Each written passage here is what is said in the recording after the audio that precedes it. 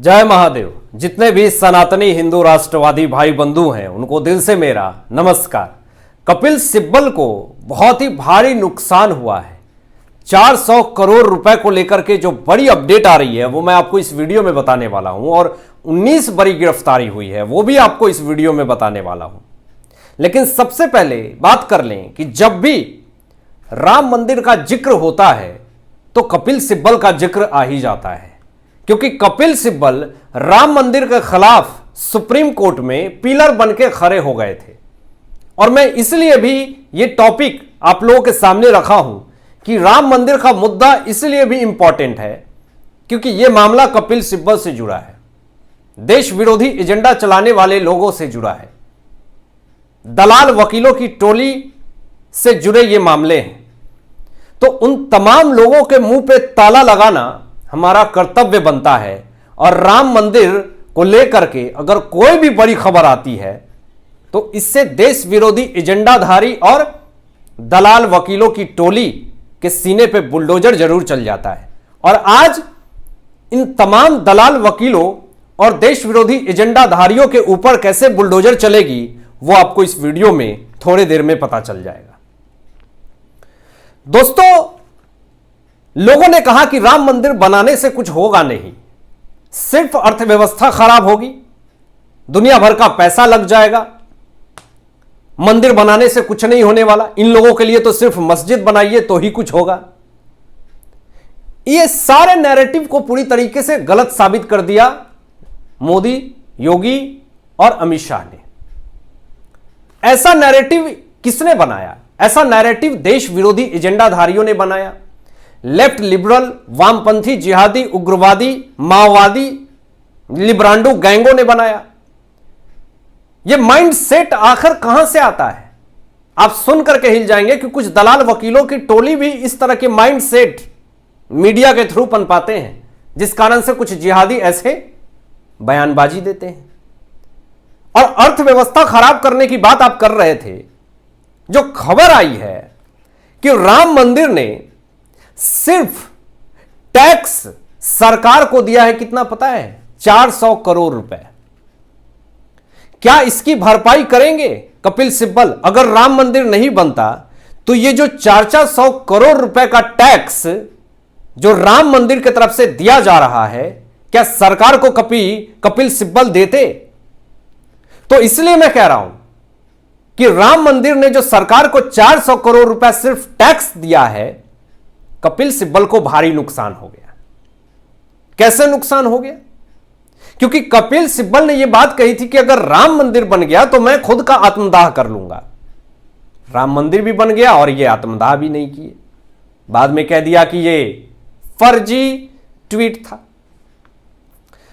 राम मंदिर से अर्थव्यवस्था की बड़ी उछाल हुई है। दोस्तों, आपको बता दें, चंपत राय ने एक बड़ा स्टेटमेंट दिया कि हमने सरकार को 400 करोड़ रुपए सिर्फ और सिर्फ टैक्स दिया है, इससे रोजगार बढ़ा है। लोग जो कह रहे थे कि राम मंदिर बनाने से तो अर्थव्यवस्था खराब हो जाएगी, बेरोजगारी बढ़ जाएगी, ये हो जाएगा, वो हो जाएगा, तमाशा फलाना ढिमकाना लोगों ने कहना शुरू कर दिया था।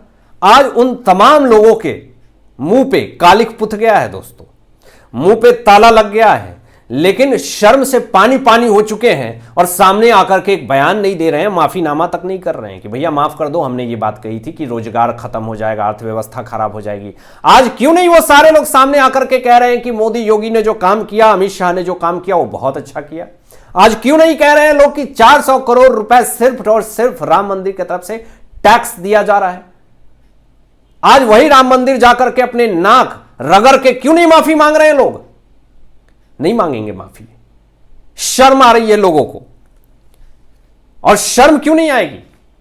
क्योंकि इन लोगों ने सनातन का अपमान किया है। इन लोगों ने देश के 115 से 20 करोड़ सनातनियों का अपमान किया है। ये लोग माफी कैसे मांग सकते हैं? ये लोग तो देश विरोधी एजेंडा चलाते हैं, ये तो सनातनी के खिलाफ बयानबाजी देते हैं।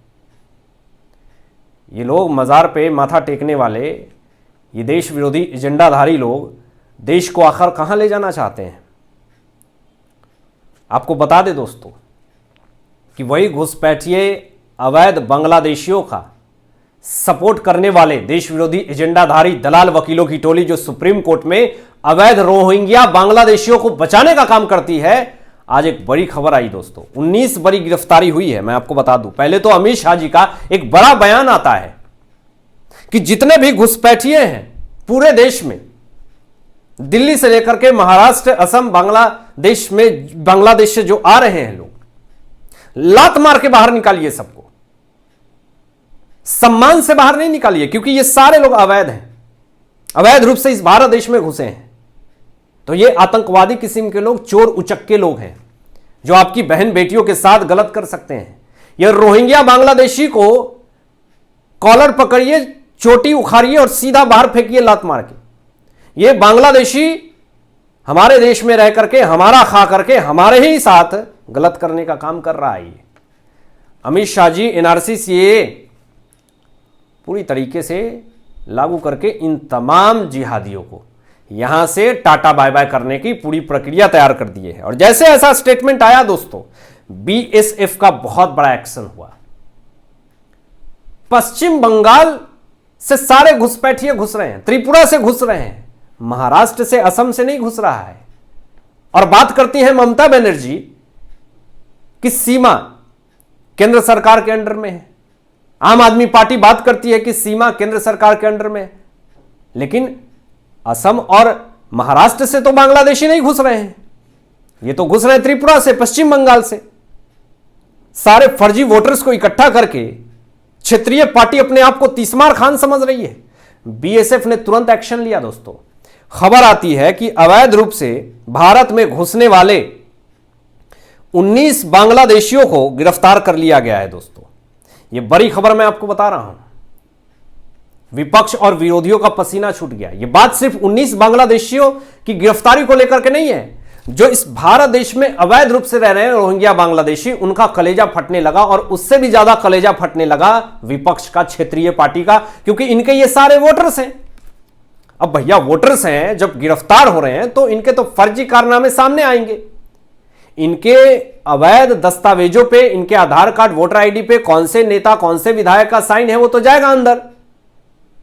ये 19 बांग्लादेशियों की गिरफ्तारी हुई है, उसके साथ साथ एक दलाल और भी तमाम दलालों की भी गिरफ्तारी हुई है दोस्तों। ये दलाल आखिर कौन है? ये दलाल सारे विपक्ष के एजेंट हैं। मैं आपको बता दूं कि अब विपक्ष का खात्मा होना तय हो गया है। एक बड़ी खबर यह भी आ रही है कि पूर्व कांग्रेस नेता हैं कपिल सिब्बल, और आजकल कांग्रेस पार्टी के खिलाफ ही बयान दे रहे हैं ज्यादातर, हमने देखा है। और आज कपिल सिब्बल स्टेटमेंट क्या दे रहे हैं कि तेलंगाना में 2 महिला पत्रकार की गिरफ्तारी की मैं निंदा करता हूं। कपिल सिब्बल को बड़ी दुख हुई, बड़ी तकलीफ हुई कि अरे रेवंत रेड्डी के खिलाफ अगर 2 महिला पत्रकार ने अगर बोल ही दिया तो गिरफ्तार क्यों कर लिए। बड़ी तकलीफ हो गई कपिल सिब्बल को। लेकिन वही समाजवादी पार्टी विधायक के खिलाफ एक पत्रकार ने सिर्फ आवाज उठा दी, उसको जिंदा जला दिया गया। इस पर कपिल सिब्बल की एक भी टिप्पणी नहीं आती है। यह हिपोक्रेसी है, पाखंडीपनी है, दोगलापंती है और कुछ नहीं।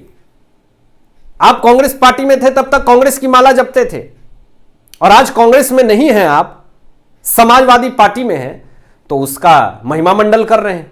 अरे वही समाजवादी पार्टी के विधायक को लेकर के एक पत्रकार को जिंदा जला दिया, उस पर आपने एक भी टिप्पणी दी, और आज बड़ी तकलीफ हो रही है। ठीक है, उस बात का मैं समर्थन करता हूं। यह तो दुख की बात है कि पत्रकारों को दबाया गया। तेलंगाना में 2 महिला पत्रकार को गिरफ्तार कर लिया गया बस इसलिए कि एक मुख्यमंत्री के खिलाफ बोल दिया। लेकिन यह हिपोक्रेसी भी तो आप देखिएगा ना कि कितना हिपोक्रेसी भरा हुआ है इन तमाम लोगों में। इसका पर्दाफाश पूरी तरीके से हो चुका है। अब आप क्या सोचते हैं, इन तमाम विषयों पर अपनी विचार व्यक्त कीजिएगा। मिलते हैं एक लेटेस्ट ब्रेकिंग न्यूज के साथ, तब तक अपना ध्यान रखें, ख्याल रखें। सत्यमेव जयते। जय हिंद, जय श्री राम।